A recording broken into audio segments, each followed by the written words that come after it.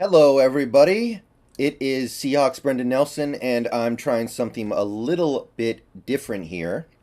I just, literally 5 minutes ago, not even 5 minutes ago, finished my first playthrough of the recently released Dead Space remake, and I thought it would be fun to, now that I finished the game, do an impromptu, unscripted, just kind of off the cuff review here on video of the game to talk about how I felt about it and basically compare the experience to other survival horror games and compare the experience to the original Dead Space.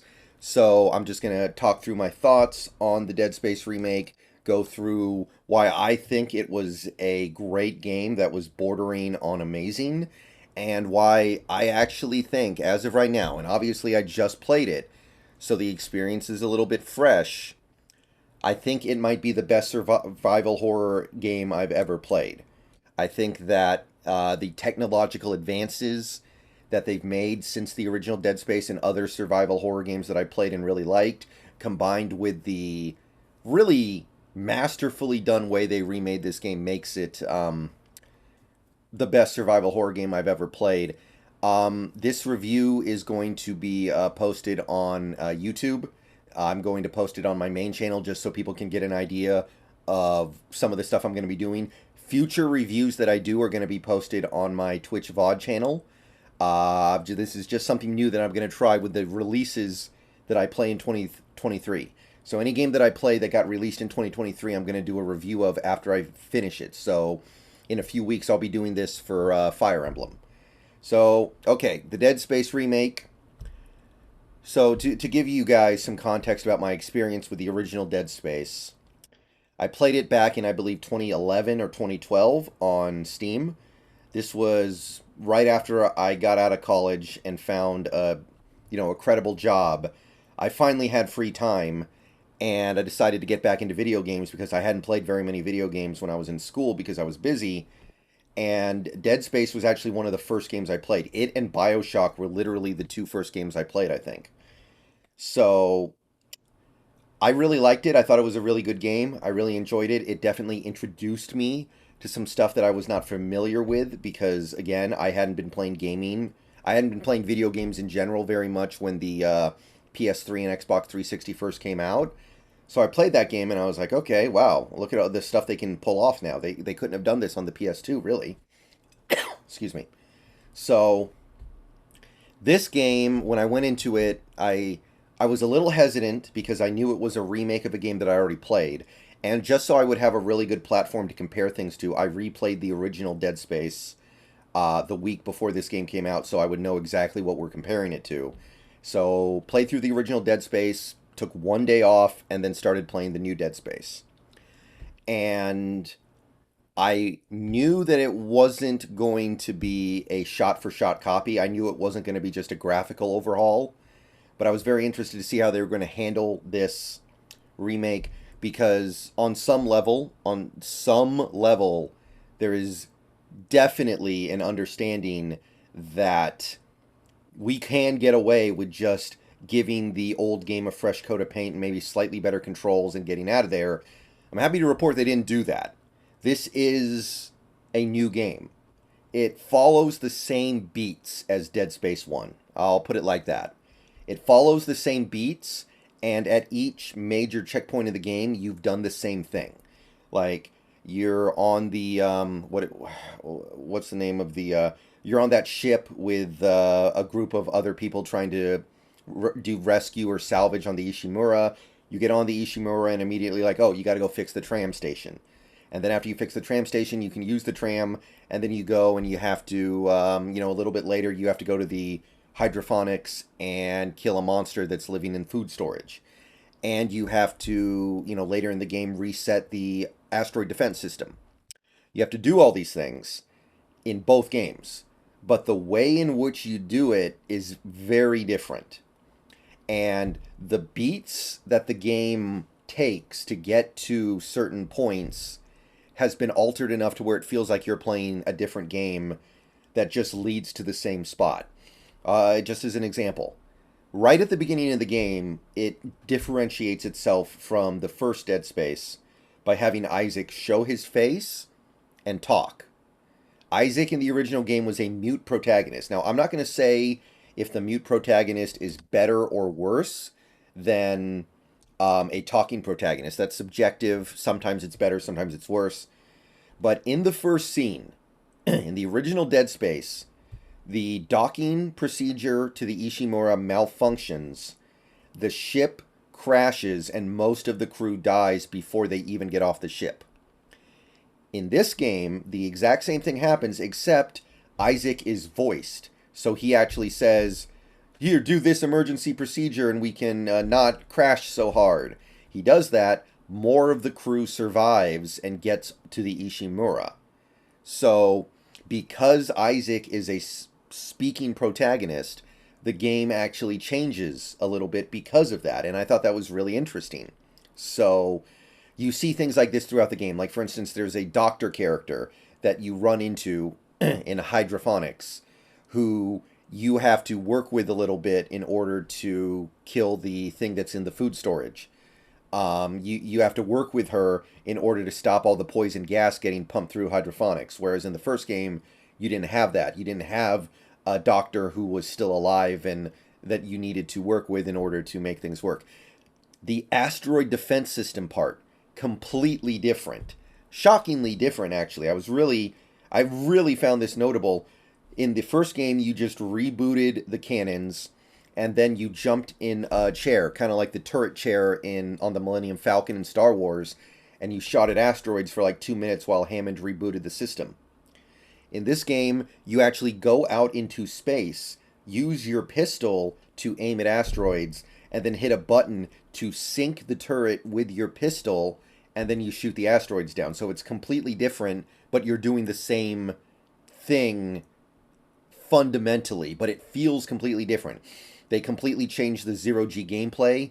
You can actually fly around like you're in an Iron Man suit, which I'm not going to say it's better than the original, but it's different. It provides a new experience. The cutscenes are completely different, mostly because Isaac is now a voiced protagonist. The level design in many places feels the same, but it often differentiates itself, like the part where you go onto the USS Valor to get the Singularity Core. That part is radically different in terms of how you get to the Valor and then have to go through the Valor. These are things that were not in the original game. Now, the gameplay is fundamentally exactly the same as the original game. The original game, the gunplay is identical to this remake. If you liked the gunplay in the first Dead Space, you're going to like it here. You aim at things, you have the same basic weapons. Most people are going to have, weapons that they like. Everybody really likes the plasma cutter. This game has a plasma cutter. It has a plasma rifle. It has the, what do they call that? The mine shooter gun, the one that shoots out like these what do they call that? I can't remember what they call them. The contact beam, which those were the guns that I ended up using for the most part. There's a flamethrower. It's the same stuff. So the core of the gameplay in terms of running around, shooting enemies, needing to shoot them in the limbs to kill them has not changed at all. But they did add a couple new enemy types. Like there's this one enemy type that at first I thought was just some ridiculous bullet sponge because I literally would shoot him like 20 times with the line gun, which is really powerful, and it did nothing. First I thought it was just a stupid bullet sponge enemy designed to take all your ammo, but then I realized, oh, you can only shoot him in the arms. If you shoot him in the legs, it doesn't really do anything. So I looked at that and I was like, oh, okay, new enemy type. So you got to shoot him in the arms. A lot of the enemy types are going to be very familiar. You have the regenerator. You have the heads with the tentacles that shoot at you. You have the guys stuck in the wall who puke out heads that throw knives at you. Everything looks very different. The game looks amazing, by the way. There's definitely been a massive graphical improvement. It has some of the best graphics in any game that I've ever seen. The Ishimura looks amazing. The enemies look amazing. During those moments where I had the game running really smoothly, I was actually blown away on a technological level. So that stuff was all really handled well. I didn't want radically different gameplay. If I had to compare this game to another remake, it would be Resident Evil 1. Resident Evil Remake, which was originally released on the GameCube, eventually came to like PS4 and PC. that was a game that more or less played the same way as the original Resident Evil on the PlayStation. But they added rooms, they added puzzles, they added enemy types, they added some story segments, they added some characters, and they made it its own game, even though it's the same game. They rejiggered the mansion a little bit in a few areas. They found a way to make it its own game despite being the same game. This is like that. This is not like The Last of Us Part 1, where it's just The Last of Us, basically. This is Resident Evil 1. It's not quite Resident Evil 2, but I didn't really want it to be. I don't need the game to play completely differently. Like, I just wanted a game that played similarly, maybe a little bit better, and then found ways to enhance the experience. There are side missions in this game. There are 3 side missions in this game, and they add, probably, if you put it all together, those 3 side missions, if you do them, you're probably adding 2-3 hours to the experience, so it just extends things out a little bit. There's a new system for items harvesting, where some of the items are going to be in boxes, lockers, or rooms that are behind a security wall. And as the story goes along, you will unlock security clearance to open those doors, open those chests, get those items, get that ammo, get the health pack, whatever. And that gives you incentive to backtrack. And that's actually one of the biggest differences about this game. Fundamentally, the Ishimura is the same ship. There are some additions, but it's the same ship. But unlike the first game, you can backtrack, and you have reason to backtrack. In the first game, every time you boarded the tram to go to a new part of the ship, the game would basically move from one chapter to the next chapter, and the idea was, okay, you are in this part of the ship until you're done with your objective, then you go back to the tram, you go to another part of the ship to do your next objective. In this game, you can go anywhere in the ship that you want to as long as you've unlocked it. So you can go back to any area when you're at the end of the game. Once you've unlocked all 6 tram stations, you can go back and forth as many times as you like between all 6 different stations. And this is important because there are going to be areas in the game you cannot access when you first get there as part of the story. Boxes are not going to be unlocked. Rooms are not going to be unlocked. Lockers will be not be unlocked. And you're going to have to go back when you get the right security clearance. So they've completely changed that, because in the original game there was nothing like that. I like it better. They also made the upgrade system better. In the original game, you would have a lot of like dead spots on your upgrade matrices, where you just had to you have to put a node there to get to the next node, but the node you're putting it in doesn't do anything. This game, every node does an upgrade. They've simplified things a little bit too, so like your suit controls the upgrades for HP, air supply, your stasis module, your kinesis module, instead of having those things be separated out and in different upgrade matrices. So that is, I think, a lot better. It was very annoying in the first game, having to spend nodes on spots that were just empty. And basically, I think that sums it up really well. It's a game that plays well. It's a survival horror game. You're not supposed to have perfect control over your character at all times, so I'm not expecting that. They improved the stomping. You can now stomp at rapid paces, unlike the first game. I think the stomping is a little bit better in this game. Despite everything I just said, by the way, I think this game is harder than the original game. In the original game, it was much easier to pin the necromorphs down with like a plasma rifle, or any kind of gun in general.